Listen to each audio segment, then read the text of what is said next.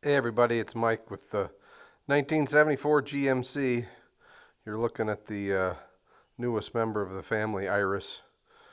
She seems to be a garage dog. She's hanging around, watching everything I'm doing, occasionally laying on my head because I am working underneath the coach today. But she's going to be a good dog. Well, today might be a really, really good day in that I'm going to get hopefully something done I've been talking about for a long time, and that's to get the rest of the body braces in place. We finished them up the other day, and I did get my generator, I'll say elimination brace put in there. So if you'll remember, I cut that out of a donor coach. So it's the same material, and don't laugh at my aluminum welds because I'm not an aluminum welder by any means. I'm making it, not taking it. So, but you can see that it's welded in place. It's good and solid. Like I said, the welds aren't super pretty, and I did kind of finish painting the frame in that area there. So when I put the first braces in, I kind of jacked the body up and put them in and then lowered the body down. Today I have one in already, and I have one that I'm going to show you. All I did was kind of put it in. I put the bottom bolt in. Didn't matter how tight because it's kind of sitting against that. And then I put the top bolt in loose, so just so that it was hanging down. Put the pad on it, and then I just slowly tightened the upper bolt and torqued it to 80 foot-pounds, and didn't have to jack at all. So I'll kind of show you that. See, somebody has laid on my kneeling pad. Excuse me there, Iris.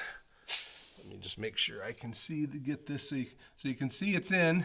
It's kind of touching at the bottom, and there's some pretty good gap up there at the top. And ooh, just shined the light in my own face. If you look, you can see the cushions in there. It's kind of tipped down, and we'll tighten it up. And when I'm done, I'll kind of go around and show you some of them. But yeah, that's pretty much it. It worked really well. Let's see if it works good on this next one and the next one and so on. So I will let you know at the end of the day how it went. But you can see that the frame, I did take all the bolts out and paint the frame. And then you can see I've got all my stuff here ready to go. All the washers and bolts have been cleaned, and my pieces of pad, and that's the pulley out of the emergency brake. I took it apart so that I could feed all the cables through. But hopefully at the end of today I'll have the new forward-most emergency brake cable in, have the emergency brake cable adjusted. That'll be done, and it'll be time now to really start putting things together. Get the dash in, which I'm basically ready for. Actually, front floor will be first.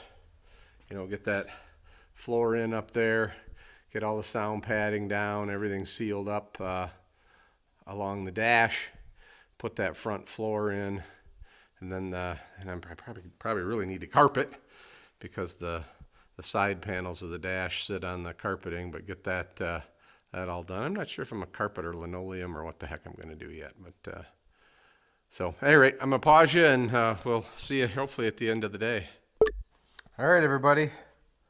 All the supports are in, and any of you folks out there that thought these might be a waste of time, that body sag maybe wasn't a real thing, I think we maybe have proved that it is. So you can see trying to get the light here, so that you can see that gap that opened up. I'm maybe actually a little concerned with doing this because, like I said, that's, you look in here from the side, we'll get my old butt down on the ground. So, I gotta get this in the right spot. So you see that, there's daylight. That was sitting on that rubber. So we raised up about a ½ inch in the center, and that's true, all the way along, maybe even more right there. Hard to say. So, like I said, I maybe have some concerns with how far we did lift it. One thing that I ran into, I guess, it was before today, but when I was over here messing around, and you can see the, get the, dang it, 1 second. But is that there was the propane line over here was kind of in a different location, so I had to see where I had to machine that a little differently. I'm not sure I'm using this exact propane setup, but this will allow me to use that crossover if I want to. And you can see the emergency brake cable held in place there, and you can see the gap up top. So I'll take you inside, and it's a little spongy inside. So like I said, I got maybe a few concerns, but there you can see all the emergency brake cables hooked back up. I don't have the front cable in yet. If my phone lasts, I'll get you a quick film of that too. So, all right, everybody have a good day. But yeah, it's amazing. It's lifted up all along there, so you can see the gap now. I don't know if this will show up very well or not, but you can see the,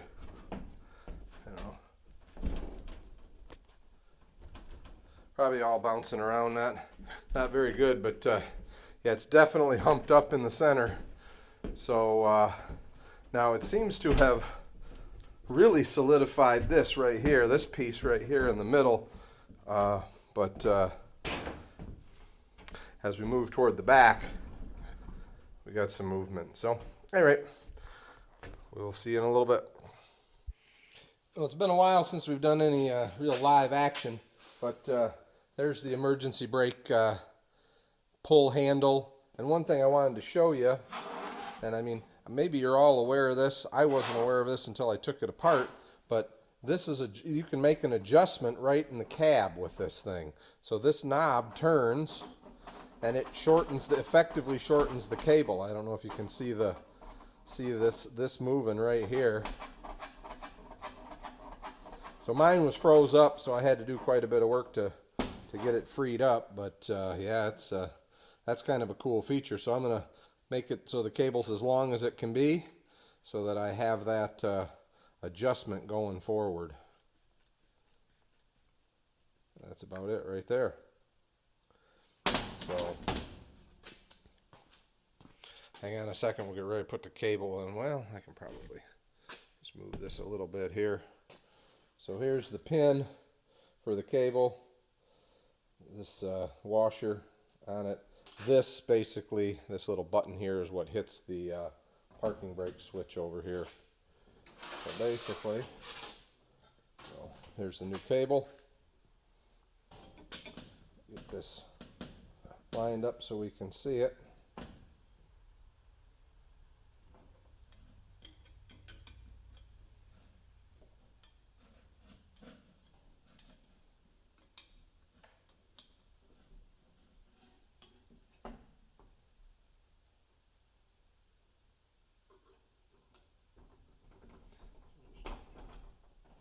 Wiggling that through. You can see it comes out the other side. There's that. I am going to get a new cotter pin. So, and then this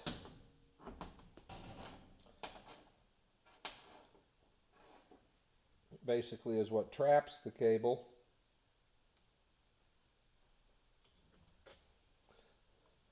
Like that. Probably should have got this ready first.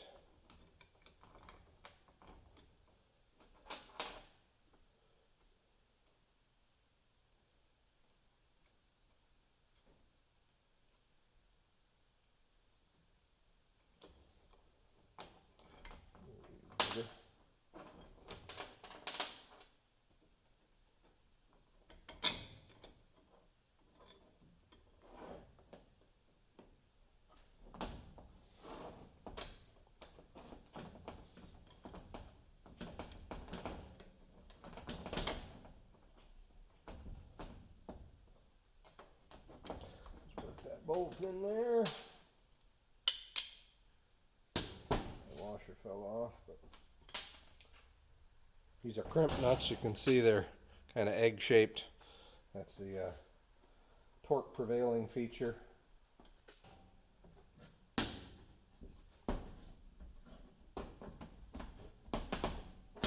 Want to make sure this is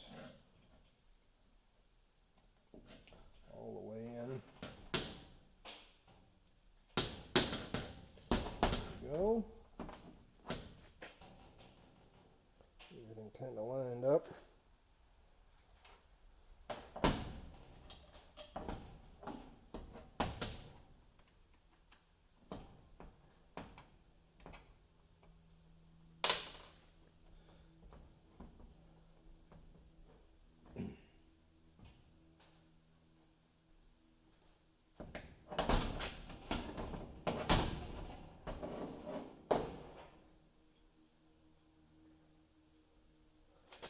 Gives a little more freedom there.